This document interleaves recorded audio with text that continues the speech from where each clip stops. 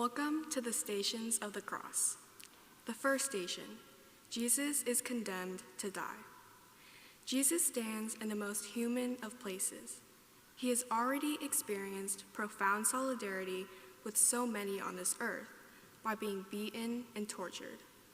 Now he is wrongfully condemned to punishment by death. His commitment to entering our lives completely begins its final steps. He has said yes to God and placed his life in God's hands. We follow him in this final surrender and contemplate with reverence each place along the way, as he is broken and given for us. We adore you, O Christ, and we bless you, because by your holy cross you have redeemed the world. As I view the scene, I become moved by both outrage and gratitude. I looked at Jesus, his face, the crown of thorns, the blood, his clothes stuck to the wounds on his back. Pilate washes his hands of the whole affair. Jesus' hands are tied behind his back. This is for me, that I might be free, that I might have eternal life. As the journey begins, I ask to be with Jesus, to follow his journey. I express my love and thanks.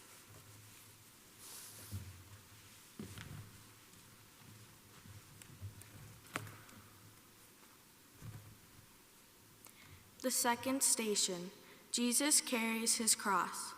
Jesus is made to carry the cross on which he will die. It represents the weight of all our crosses, what he must have felt as he first took it upon his shoulders. With each step, he enters more deeply into our human experience. He walks in the path of human misery and suffering and experiences its crushing weight. We adore you, O Christ, and we bless you, because by your holy cross you have redeemed the world. I contemplate the wood of that cross. I imagine how heavy it is. I reflect upon all it means that Jesus is carrying it. I look into his eyes. It's all there. This is for me. So I place myself with him in this journey, in its anguish, in its freedom and surrender, in the love that must fill his heart. With sorrow and gratitude, I continue the journey, moved by the power of his love. I am drawn to him and express my love in the words that come to me.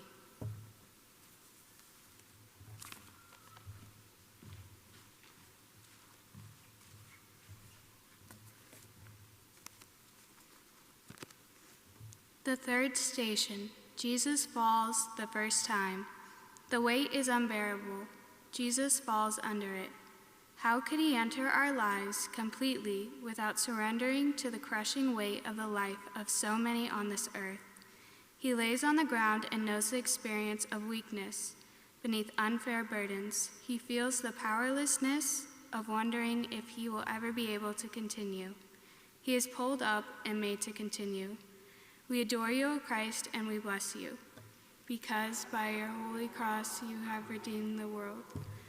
I stare at the weakness in his eyes. I can look at his whole body and see the exhaustion. As I behold him there on the ground, being roughly pulled up, I know forever how profoundly he understands my fatigue and my defeats. This is for me. In grief and gratitude, I want to let him remain there. As I watch him stand again and gain an inner strength, I accept his love and express my thanks.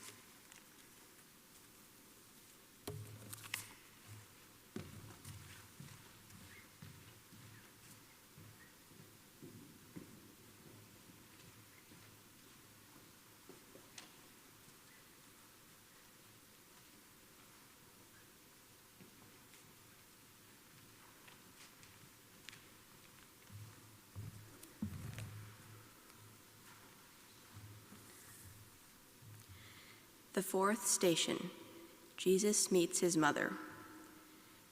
Jesus' path takes him to a powerful source of his strength to continue. All his life, his mother had taught him the meaning of the words, "Behold, the handmaid of the Lord." Now, they look into each other's eyes. How pierced her heart must be. How pained he must be to see her tears. Now, her grace-filled smile blesses his mission and stirs his heart to its depth. Love and trust in God bind them together. We adore you, O Christ, and we bless you.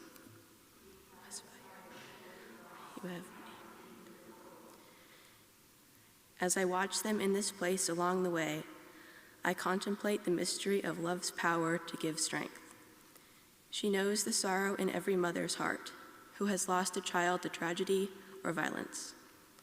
I look at the two of them very carefully and long for such love and such peace. This is for me such incredible freedom, the availability of a servant. I find the words to express what is in my heart.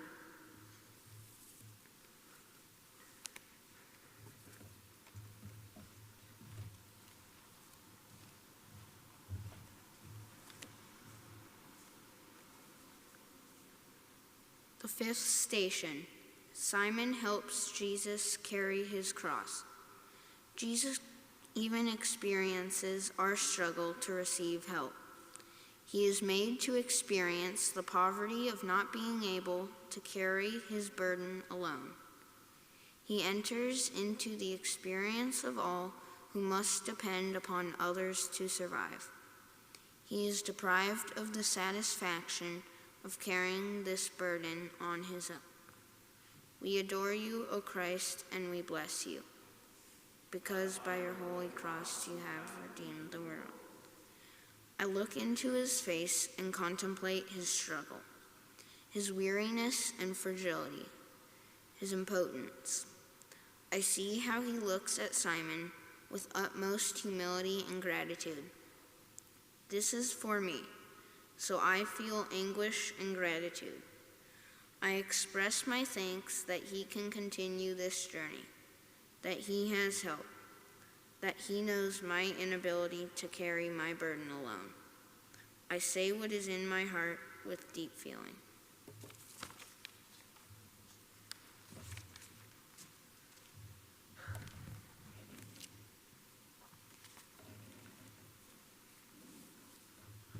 The sixth station, Veronica wipes the face of Jesus. Jesus' journey is at times brutal. He has entered into the terrible experiences of rejection and injustice. He has been whipped and beaten. His face shows the signs of his solidarity with all who have ever suffered injustice and vile, abusive treatment. He encounters a compassionate, loving disciple who wipes the vulgar spit and mocking blood from his face. On her veil, she discovers the image of his face, his gift to her, and for us to contemplate forever. We adore you, O Christ, and we bless you, because by your holy cross you have redeemed the world. I see the depth of his suffering and solidarity with all flesh. What does the face of Jesus hold for me? What do I see as I look deeply into his face? Can I try to comfort the agony and pain? Can I embrace him with his face so covered with his passion? The veil I behold is a true icon of his gift of himself. This is for me in wonder and awe. I behold his face, now wiped clean, and see the depth of his suffering in solidarity with all flesh.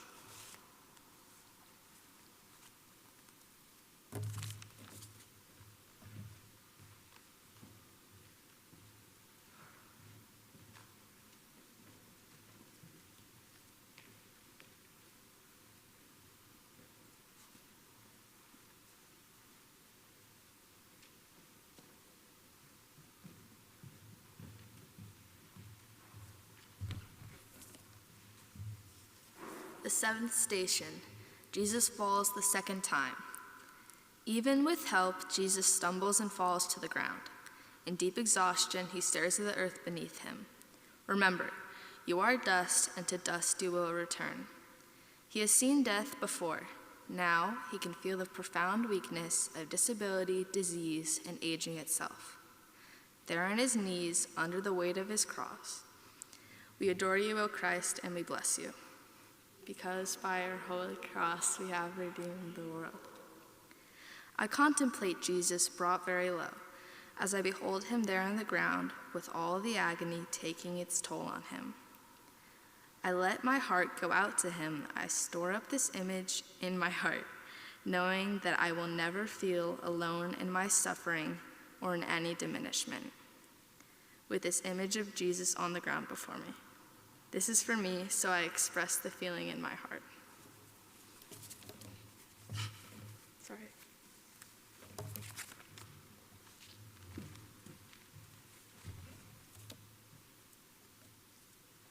The 8th station. Jesus meets the women of Jerusalem.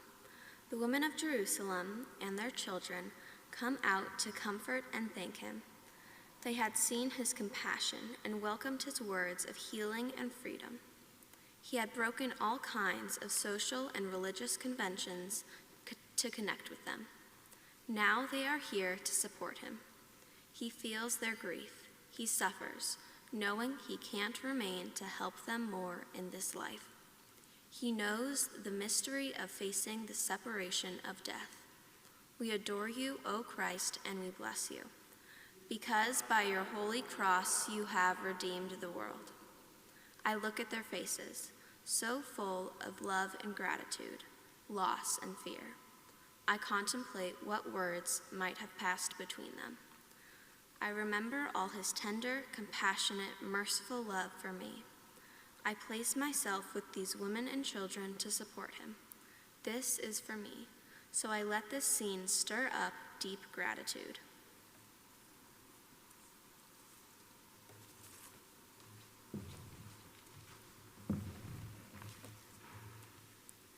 The 9th station. Jesus falls the 3rd time. The last fall is devastating. Jesus can barely proceed to the end. Summoning all this remaining strength, supported by his inner trust in God, Jesus collapses under the weight of the cross. His executioners look at him as a broken man, pathetic, yet paying a price he deserves. They help him up so he can make it up the hill of the crucifixion.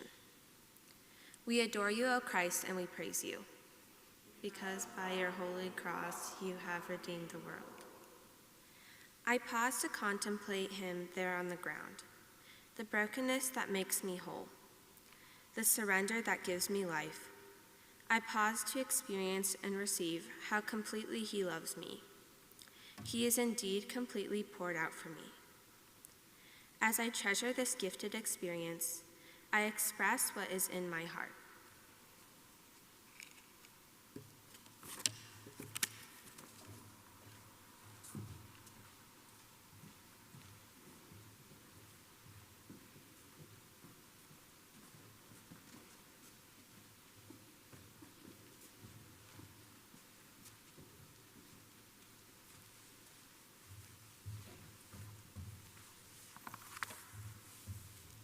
The 10th station, Jesus is stripped.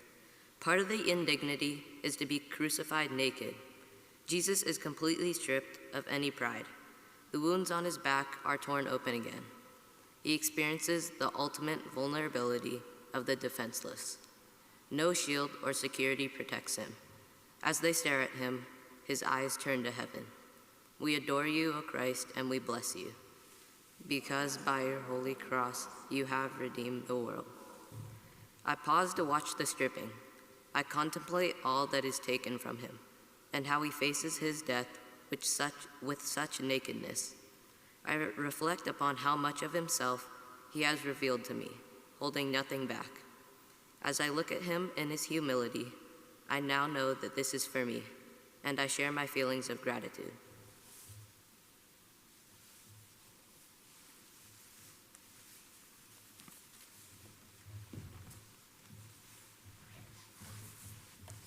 The 11th station. Jesus is nailed to the cross. Huge nails are hammered through his hands and feet to fix him on the cross. He is bleeding much more seriously now. As the cross is lifted up, The weight of his life hangs on those nails. Every time he struggles to pull himself up to breathe, his ability to cling to life slips away. We adore you, O Christ, and we bless you, because by your holy cross you have redeemed the world. I make myself watch the nails being driven through his flesh, and I watch his face. I contemplate the completeness of his entry into our lives. Can there be any pain or agony he would not understand?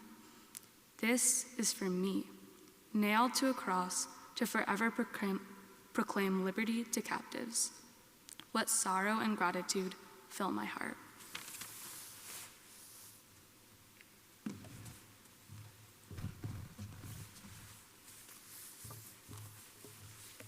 The 12th station, Jesus dies on the cross.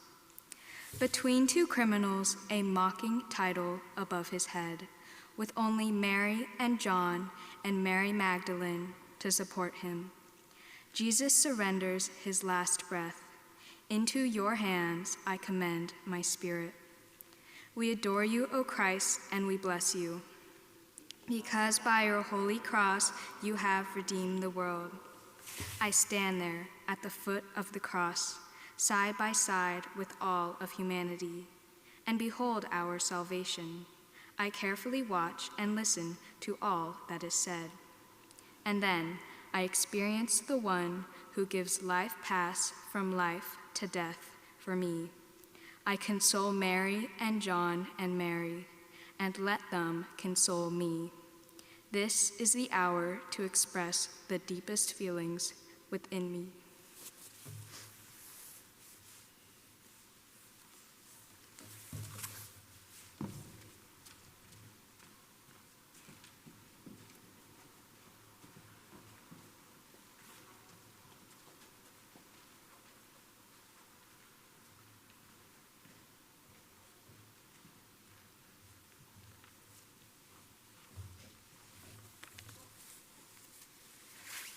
The 13th station, Jesus is taken down from the cross.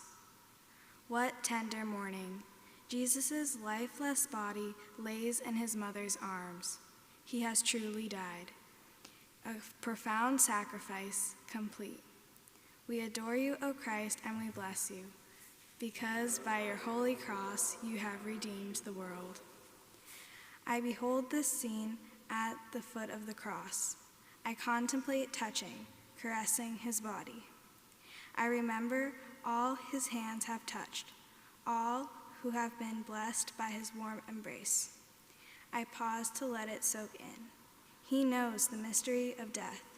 He has fallen into God's hands for me, that I might love as I have been loved. I pour out my heart to the God of all mercies.